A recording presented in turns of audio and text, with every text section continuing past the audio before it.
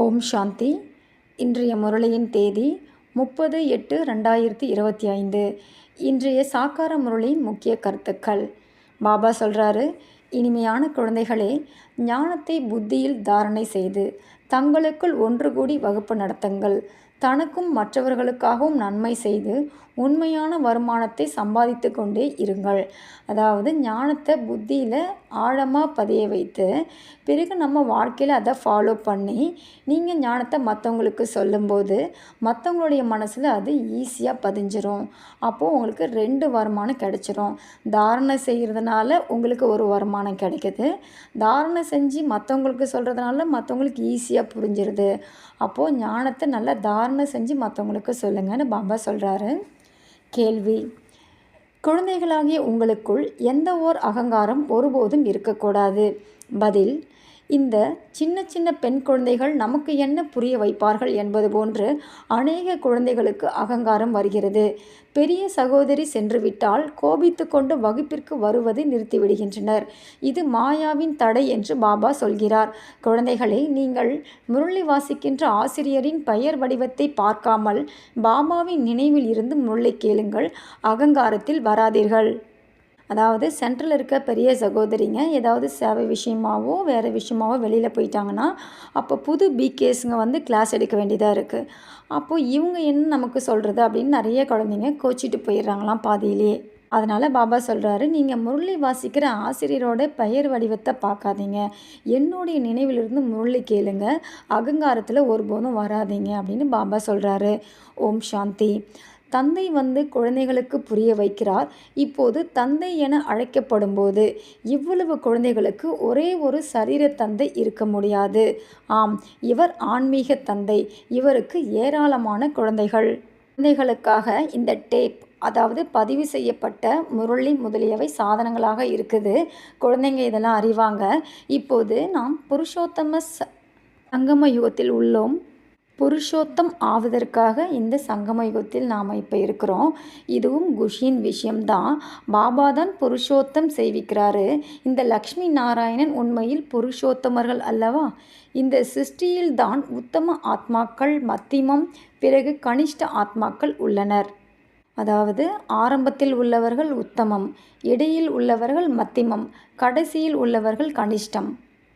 இப்போது ஒவ்வொரு பொருளுமே முதல்ல உத்தமமாக இருக்குது, பிறகு மத்தியமம் அடையுது, பிறகு கனிஷ்டம் ஆவது, அதாவது பழையதாக ஆகின்றது. உலகத்திற்கும் அதுபோலவே நடைபெறுகின்றது. அப்போது மனிதர்களுக்கு எந்தெந்த விஷயத்தெல்லாம் வந்து சந்தேகம் வருதோ அதையெல்லாம் நீங்கள் நல்லா புரிய வைக்கணும்னு பாபா சொல்கிறாரு. பெரும்பாலும் எல்லாருக்கும் என்ன சந்தேகம் வருதான்? பிரம்மா பாபாவை பற்றி தான் எல்லாருமே கேட்குறாங்களாம். இவரை ஏன் இந்த படத்தில் நீங்கள் காண்பிச்சிருக்கீங்க அப்படின்னு சொல்லி கேட்குறாங்களாம். அப்போது அவங்களுக்கு நீங்கள் இந்த கல்ப விருட்சத்தின் சித்திரத்தை கொண்டு புரிய வைங்கன்னு பாபா சொல்கிறாரு. இந்த சித்திரத்தில் கீழேயும் தவம் செஞ்சிட்ருக்காங்க, மேலும் உயரத்தின் கடைசியில் அநேக ஜென்மத்தின் கடைசியில், அதாவது கடைசி ஜென்மத்திலும் நின்று கொண்டுள்ளார் அப்படின்னு சொல்லி புரிய வைங்க. இவருடைய உடலில் தான் சிவபாபா பிரவேசமாகி இந்த ஞானத்தை சொல்கிறாருன்னு தெளிவாக புரிய வைங்க. அப்போது இப்படிப்பட்ட விஷயத்தை புரிய வைப்பவங்க ரொம்ப புத்திசாலியாக இருக்கணும்னு பாபா சொல்கிறாரு. அப்படி புத்தியற்றவர் யாராவது வெளிப்பட்டாலும் பிகேவோடைய பேர் வந்து கெட்டு போயிடுன்னு சொல்கிறாரு. முழுமையாக எல்லோரும் பாஸ் ஆகிறது கடைசியில் தான் இருக்கும். இந்த சமயத்தில் 16 கலை சம்பூர்ணமாக யாராலையும் இப்போ ஆக முடியாதுன்னு பாபா சொல்கிறாரு. புரிய வைப்பதில் கூட நம்பர்வார் படி தான் நிச்சயமாக புரிய வைப்பாங்கன்னு சொல்கிறாரு. பரமபிதா பரமாத்மாவிடம் அன்பு இல்லைன்னா விபரீத புத்தியுள்ளவராக ஆயிடுறாங்க. இதை பற்றி கூட நீங்கள் சொல்லுங்கள். யார் அன்பான புத்தி உள்ளவராக இருக்காங்களோ அவங்க தான் வெற்றி பெறுவாங்க. விபரீத புத்தி யார்கிட்ட இருக்கோ அவங்க அழிந்து போயிடுவாங்க. இதை கேட்கும்போது அநேக மனிதர்களுக்கு கோபம் வந்துடுது. அப்போது பின்னாடி என்ன பண்ணுறாங்க? ஏதாவது ஒரு ஏற்பாடு செஞ்சு சண்டை கலகம் அப்படி ஏதாவது செஞ்சிடுறாங்க. தயங்குறதே கிடையாது. சில நேரம் வந்து சித்திரங்களுக்கு நெருப்பு கூட வச்சிடுறாங்களாம் இந்த கோபத்தில். அதனால் சித்திரங்களை இன்ஷூர் செய்து வையுங்கள் அப்படின்னு பாபா நமக்கு அறிவுரை கொடுக்குறாரு. குற்றமான பார்வையை பற்றியும் கூட பாபா டெய்லி முரளியில் புரிய வச்சுட்டு தான் இருக்கார். குழந்தைகள் எழுதுகிறாங்களாம், பாபா குற்றமான பார்வை பற்றி நீங்கள் என்னென்ன சொன்னீங்களோ அது எல்லாமே ரொம்ப சரியானது அப்படின்னு குழந்தைங்களும் சொல்கிறாங்களாம். இந்த உலகம் தமோ பிரதானமாக உள்ளது இல்லையா? நாளுக்கு நாள் தமோ பிரதானம் ஆகிக்கொண்டேதான் போகின்றது. ஆனால் அவர்களோ கலியுகம் இன்னும் தவழ்ந்து செல்லும் குழந்தையாகவே இருப்பதாக நினைக்கின்றார்கள். அஞ்ஞான உறக்கத்தில் முற்றிலும் உறங்கிப் போயுள்ளனர். சில நேரம் சொல்லவும் செய்கின்றனர், இது மகாபாரத யுத்தத்தின் சமயம் என்றால் பகவான் நிச்சயமாக ஏதேனும் ஒரு வடிவத்தில் இருப்பார் என்று. வடிவத்தையோ சொல்வதில்லை, அவர் நிச்சயமாக யாருக்குள்ளாவது பிரவேசமாக வேண்டும். பாக்கியசாலி ரதம் என்று பாடப்பட்டுள்ளது. ரதம் ஆத்மாவுக்கு உரியதாகத்தான் இருக்கும் இல்லையா? பாபா இந்த ரதத்தில் பிரவேசம்தான் செய்கிறாரு. ஜென்மலாம் எதுவும் எடுக்கிறதில்ல. இவருக்கு பக்கத்தில் அமர்ந்து ஞானத்தை தான் நான் சொல்கிறேன் அப்படின்னு சொல்லி புரிய வைக்கிறாரு.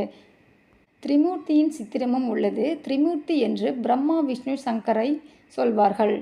பக்தியில் பிரம்மா விஷ்ணு சங்கரருக்கு திரிமூர்த்தின்னு சொல்லிட்டாங்க. பிறகு சாலை, கட்டிடம் இது எல்லாத்துக்குமே திரிமூர்த்தின்னு பெயர் கூட வச்சிடுறாங்க. குருநானக்கின் புத்தகம் பார்க்குறதுக்கு ரொம்ப பெருசாக இருக்குது. ஆனால் உண்மையிலே அவர் அவ்வளோ விஷயம் எழுதலை. ஞானம் எழுதுறதுக்கு பதிலாக எல்லாருமே பக்தியின் விஷயங்களை அதில் நிறைய எழுதிட்டாங்க. அதான் புக்கோடைய சைஸு பெருசாகிடுச்சு. இந்த சித்திரங்கள் எல்லாமே எதுக்காகனா மற்றவங்களுக்கு புரிய வைக்கிறதுக்காக தான் ரெடி பண்ணியிருக்காங்க. இந்த கண்கள் மூலமாக நீங்கள் என்னென்னலாம் பார்க்குறீங்களோ இவை எல்லாமே சாம்பலாகி போயிடுன்னு பாபா சொல்கிறாரு. மற்றபடி ஆத்மாவும் இங்கே இருக்க முடியாது. நிச்சயமாக ஆத்மாவும் வீட்டுக்கு தான் போகணும். இந்த விஷயம்லாம் எல்லாருடைய புத்தியிலையும் பதியறது கிடையாது. இப்போது இந்த ஞானம்லாம் நமக்கு தாரணை ஆகுது அப்படின்னா எல்லாருமே கிளாஸ் எடுக்கலாம்ல. அப்போது இப்போ கிளாஸ் எடுக்கிற எல்லோரும் 7-8 வருஷம் ப்ராக்டிஸ் பண்ணிலாம் கிளாஸ் எடுக்கிறது கிடையாது. சித்திரங்களும் நிறையா இருக்குது, முரளியும் நிறையாவே இருக்குது. அப்போது அந்த முரளியை நல்லா தாரணை செஞ்சு யார் வேணாலும் நல்லா சொல்லி கொடுக்க முடியும் மற்றவங்களுக்கு. இது ரொம்ப ஈஸி தான் பாபா சொல்கிறாரு. அப்படியே நிறைய பேர் பிராமணிகள் தான் எங்களுக்கு ஞானம் சொல்லி கொடுக்கணும்னு இன்னமும் கேட்டுட்ருக்காங்க அப்படின்னு பாபா சொல்கிறாரு. இந்த பிராமணிங்க எங்கேயாவது வெளியில் போயிட்டாங்கன்னா அவ்வளோதான், கோச்சிட்டு படிப்பை பாதியிலே விட்டுட்டு போயிடுறாங்க. இப்போது ஞானத்தை நம்ம மற்றவங்களுக்கு தாரணை செஞ்சு சொல்லி கொடுக்கறது மூலயமா நமக்கு பெரிய வருமானம் ஏற்படும். அப்போது இப்படிப்பட்ட உண்மையான வருமானத்தை நம்ம கண்டிப்பாக சம்பாதிக்கணும். இப்படி உண்மையான வருமானம் சம்பாதிச்சாதான் நம்ம வைரம் போல் ஆக முடியும் அப்படின்னு பாபா சொல்கிறாரு. வைரம் போல் ஆனால் தான் நம்ம சொர்க்கத்துக்கு போக முடியும். சொர்க்கத்தில் அங்கே எல்லோரும் எப்படி இருப்பாங்க? சதா சுகமாகவே இருப்பாங்க. எப்பயும் சுகமாகவே இருப்பாங்க. சொர்க்கத்தில் பிரஜைகளுக்கு ஆயுள் குறைவாலாம் இருக்காது. எல்லாருக்குமே சமமாக தான் இருக்கும். ஏன்னா அது அமர உலகம். பதவி வேணால் சிலருக்கு கம்மியாகவும் சிலருக்கு அதிகமாகவும் இருக்கும்.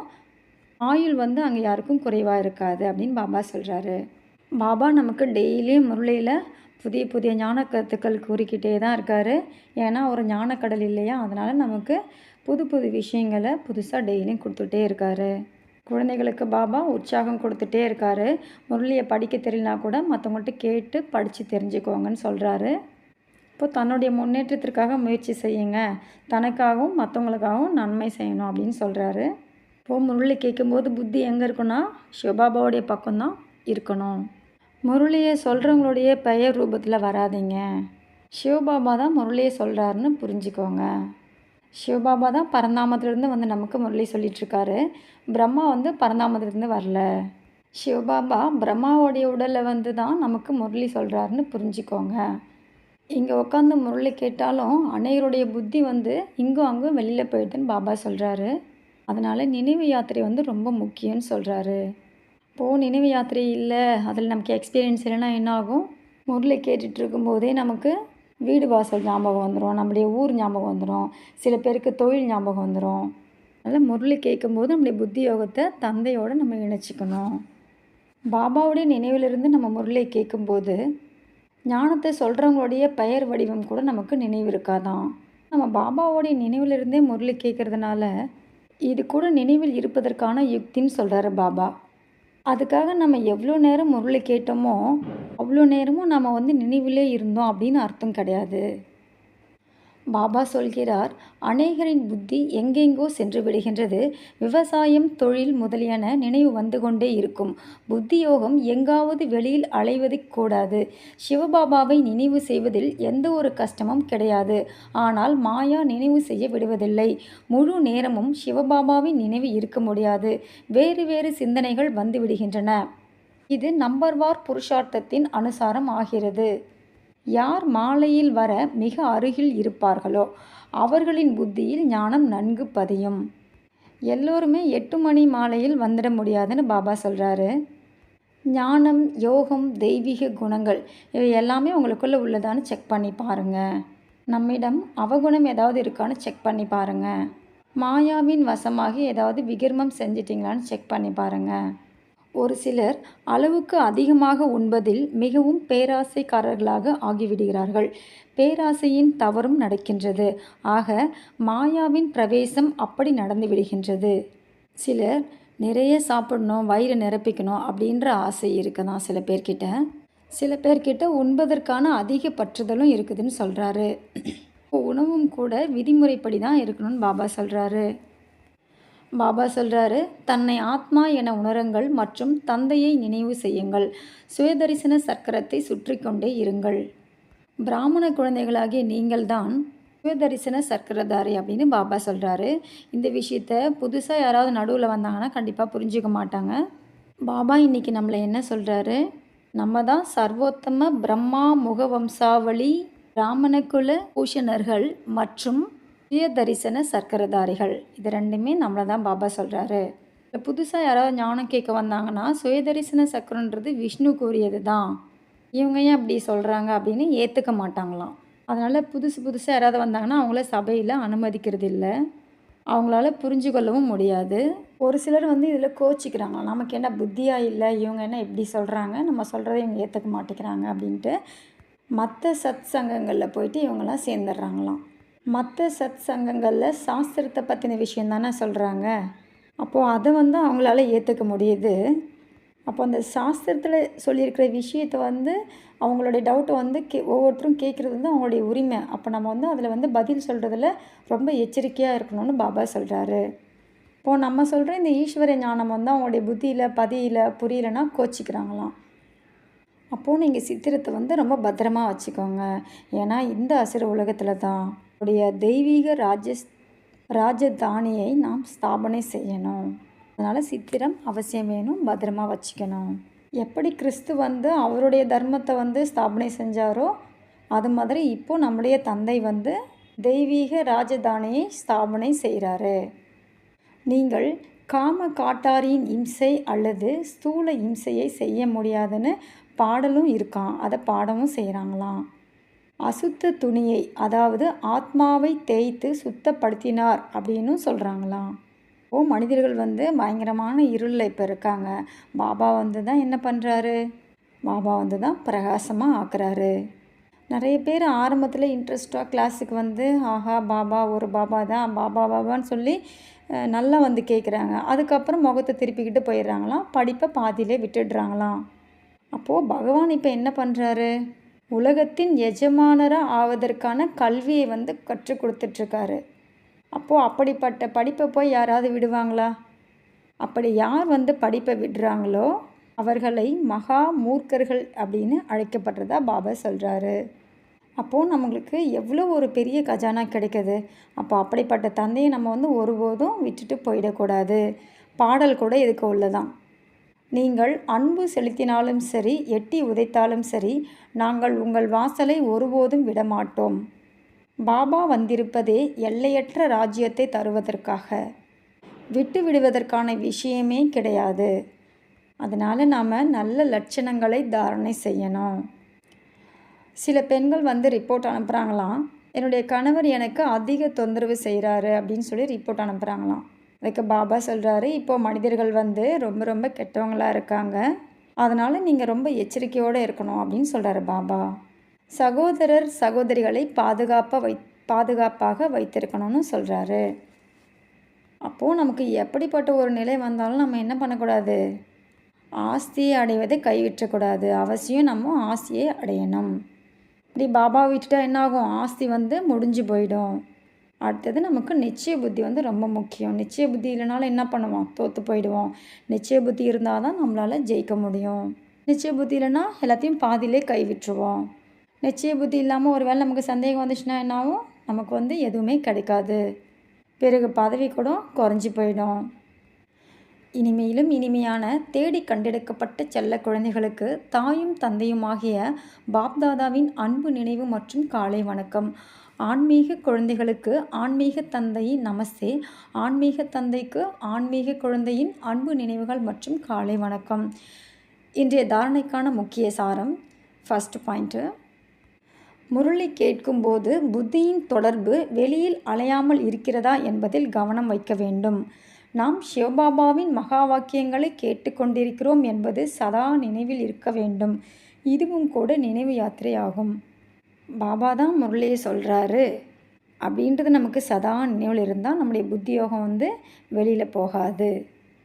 ரெண்டாவது பாயிண்ட்டு, தன்னைத்தான் பார்க்க வேண்டும். நம்மிடம் ஞான யோகம் மற்றும் தெய்வீக குணங்கள் உள்ளனவா? பேராசை என்ற பூதம் இல்லைதானே? மாயா வசமாகி எந்த ஒரு விகர்மமும் நடைபெறவில்லையே. இப்போது நம்மள்கிட்ட ஞான யோகம் நல்லா இருக்கா, தெய்வீக குணங்கள்லாம் நம்ம ஃபாலோ பண்ணிட்டோமா, நம்மள்கிட்ட பேராசைன்ற பூதம் இருக்கா, போயிடுச்சா, இன்னமும் நம்ம மாயாவோட வசமாகி விகர்மம் செஞ்சிகிட்டே இருக்கோமா, இப்படின்றதெல்லாம் ஃபஸ்ட்டு தன்னை பாருங்கள், நம்ம எந்த அளவுக்கு முன்னேறி இருக்கோம் அப்படின்றத செக் பண்ணுங்க அப்படின்னு பாபா சொல்கிறாரு. இன்றைய வரதானம், நிமித்த உணர்வின் நினைவினால் தடுமாற்றத்தை முடிவடைய செய்யக்கூடிய சதா ஆடாத அசையாதவர் ஆகுக. நிமித்த உணர்வுனா என்னது?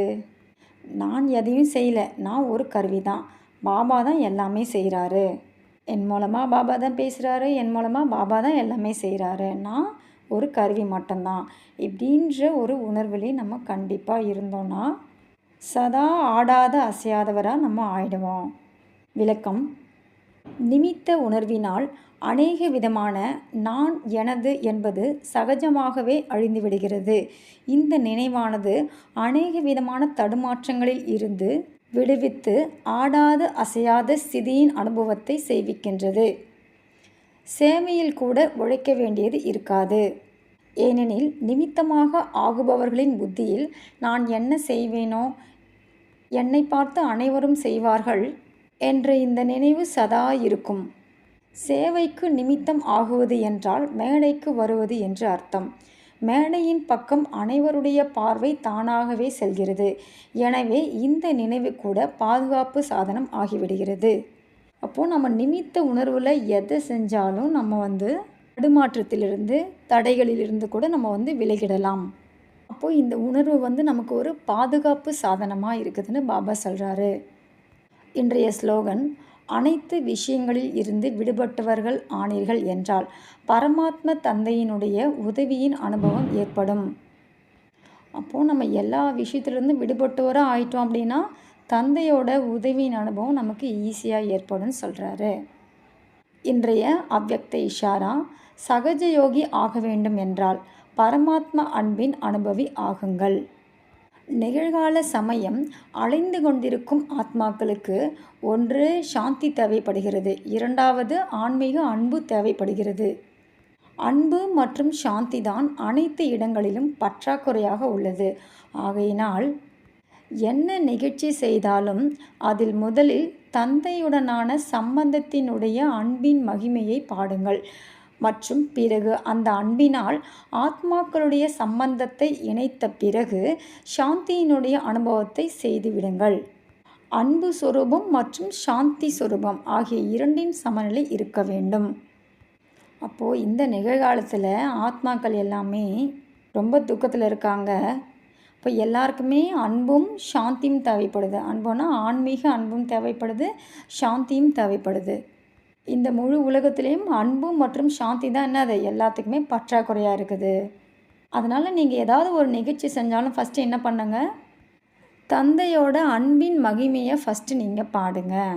அப்போது அந்த அன்பினால் மற்ற ஆத்மாக்களோட சம்பந்தத்தை நீங்கள் ஏற்படுத்திக்கலாம். அப்போது நம்மளோட சம்பந்தம் வந்த பிறகு என்ன செய்யலாம், சாந்தியினுடைய அனுபவத்தை நம்ம அவங்களுக்கு செய்விக்கலாம். அப்போது அவங்க புரிஞ்சுப்பாங்க, ஏற்றுப்பாங்க. அப்போது அன்பு சுரூபம் சாந்தி சுரூபம் ரெண்டுத்தோடைய சமநிலையும் இருக்கணும்னு பாபா சொல்கிறாரு. ஓம் சாந்தி.